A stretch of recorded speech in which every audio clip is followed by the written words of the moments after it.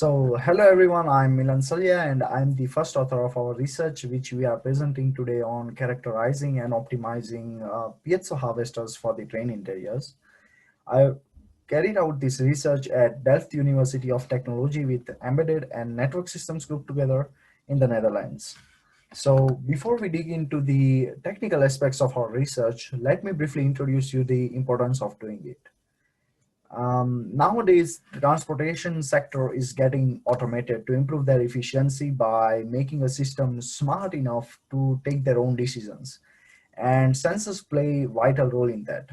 There are multiple type of sensors that are getting implemented in the chair cars inside trains for providing different infos and parameters such as temperature or vibration readings or passenger infos, door control, or even lightning management, etc., etc. And these are getting implemented in both public train, or I mean passenger train, or also even in the goods train transport. And along with the processing, post-processing of the sensor data for making it smarter, it is also very important that they get the continuous power supply for the real-time operation.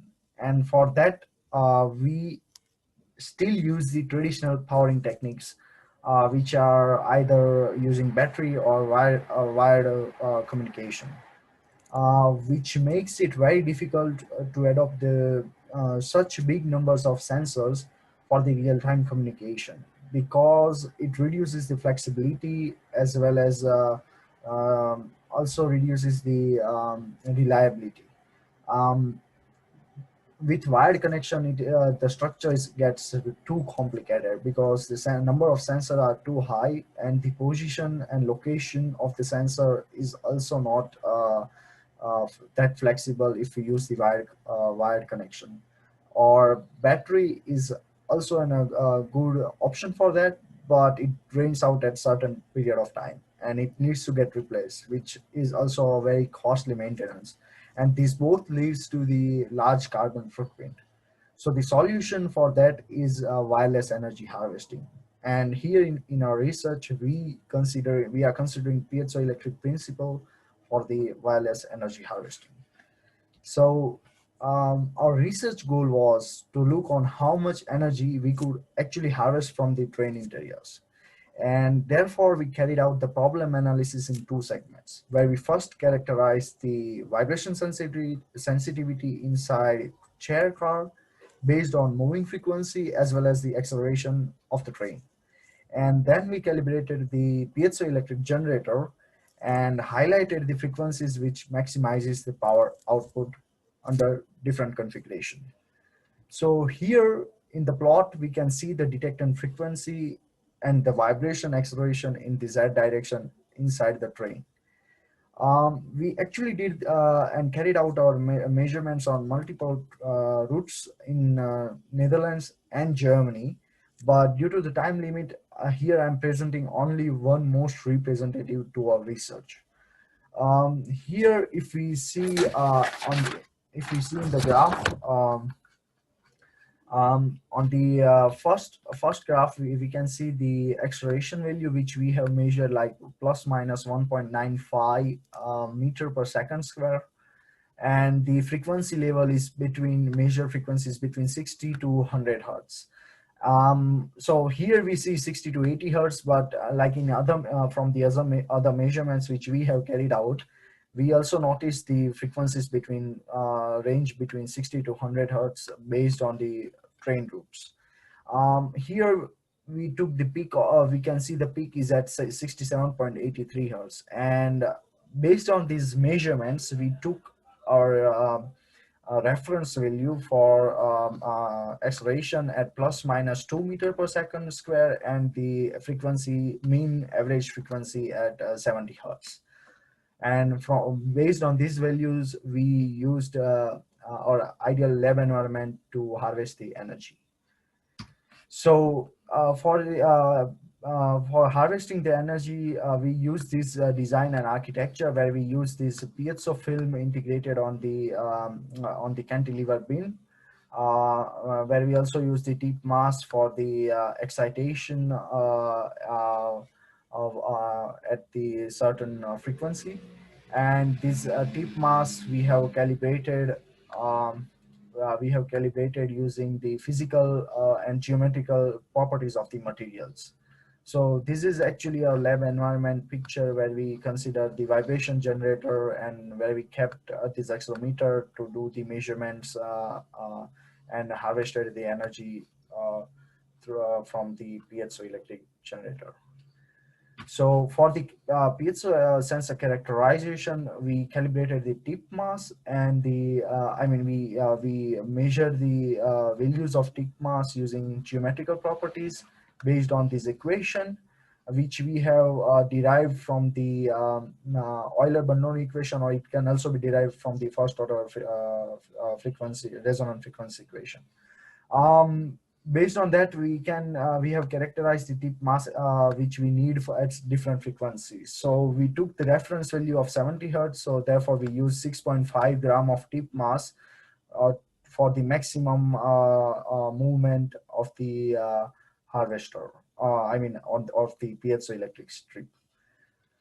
So after that, what we used this is a diagram representing our this diagram is representing our lab environment setup where we use the vibration generator as shown in picture before, integrated with the piezo beam and accelerometer. We took out the readings from Arduino and we measured the harvested voltage from through oscilloscope, and then post-process it using the different softwares. So in the lab environment, the measurement we took, we actually calibrated the vibration generator based on that measurement. So we calibrated at plus or minus 2 meter per second square for different frequency values at 40 to 100 hertz with plus or minus 2% of tolerance, right? So we measured these values and it shows that our lab environment was particularly calibrated. So this is actually our energy harvesting plots, which shows how much energy we have actually harvested.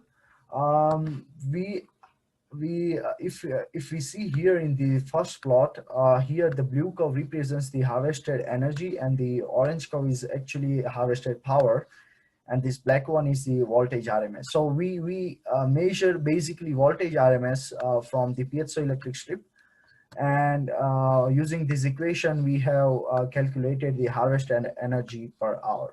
So if we see here in the graph, the harvested energy maximizes the power output at 70 hertz with 0.72 microjoule for plus or minus 2 meter per second square acceleration. And then it drops again here.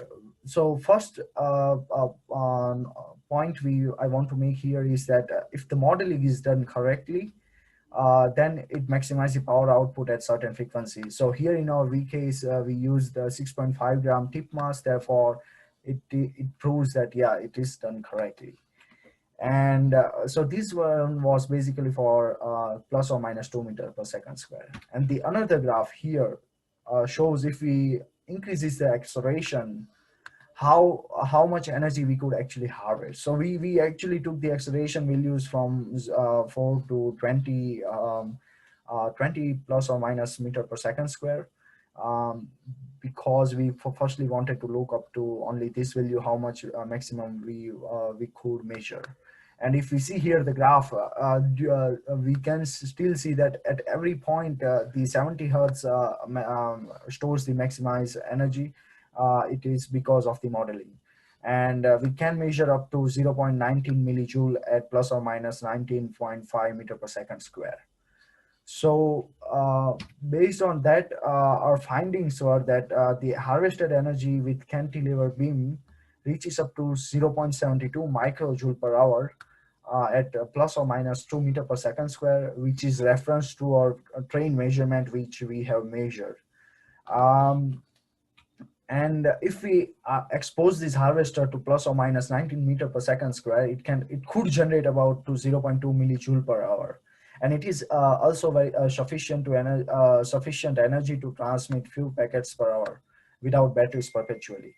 And this exact number, how much we can transmit, is mentioned in the paper. One can have a look how much it could be. Based on this finding, our future research would be to optimize the harvester for any frequency with tip excitation using additional magnet mechanism, which will be integrated also with the cantilever beam. The reason is that right now the modeling is done only on particular frequency. So, but we also want to we will be exposed to the different frequencies. So we will make the mechanism in such a way that it can still harvest the maximum energy at different frequency levels. And then the next point we will consider is the utilizing the most elastic materials with the harvester to improve the elasticity of the vertical displacement. And in the end, we will also look on the placement of our harvester, also considering the railway trails as well as the harvester inside the train or outside the train where it receives the higher amounts of scavenged energy.